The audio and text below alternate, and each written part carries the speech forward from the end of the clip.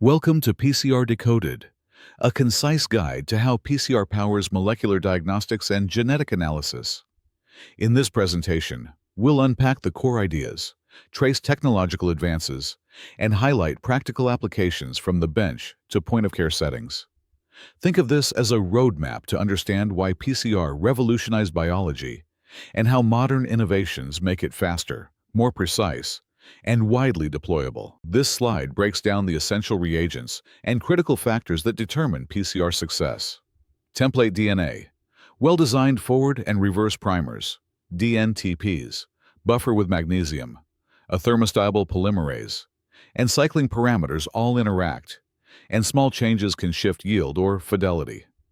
From the primer melting temperature to Mg2+ levels and reagent purity, optimization and reproducibility come from careful design and consistent technique. Here we walk through the three core PCR steps: denaturation, annealing, and extension, and what each step requires. High-temperature denaturation separates the DNA strands.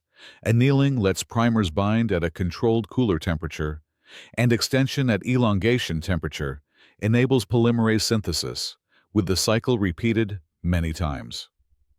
Timing, speed, and cycle number influence fragment length, yield, and the balance between sensitivity and artifact formation. This timeline shows how PCR hardware evolved from benchtop block thermocyclers to rapid air-driven systems and gradient blocks, culminating in modern real-time machines with fluorescence detection and portable instruments. Each generation cut run times, improved temperature control, and enabled quantitative output, while ongoing miniaturization has expanded point-of-care applications and field-deployable diagnostics that bring lab-level sensitivity outside traditional settings. Reverse transcription PCR converts RNA into complementary DNA, so we can amplify and measure RNA targets.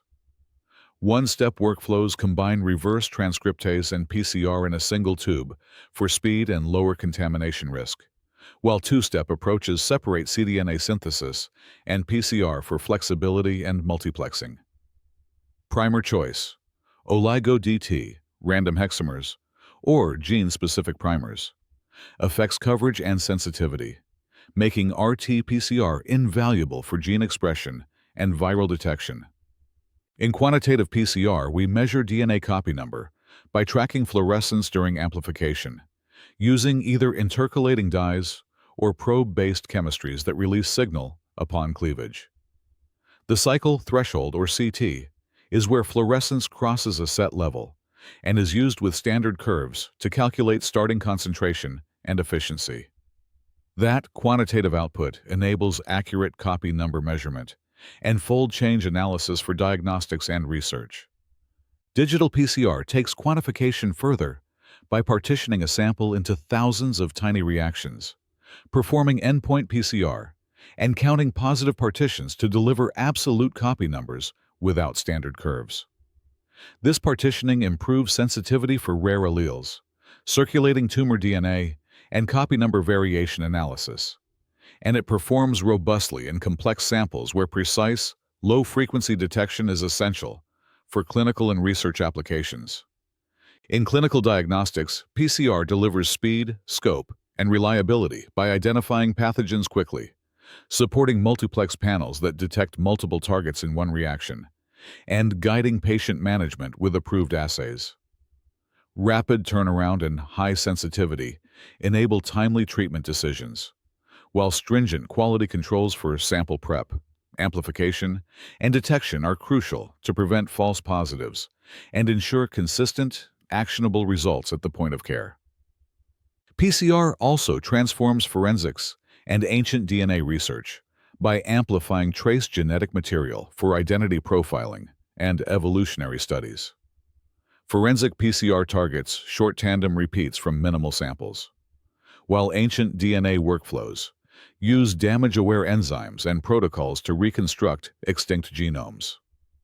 Both fields demand rigorous contamination control and validation because the power to amplify tiny fragments also makes them vulnerable to modern DNA intrusion and artifacts. Emerging detection methods like Sherlock and Detector combine isothermal preamplification with CRISPR-associated nucleases for rapid, sensitive readouts without thermocycling.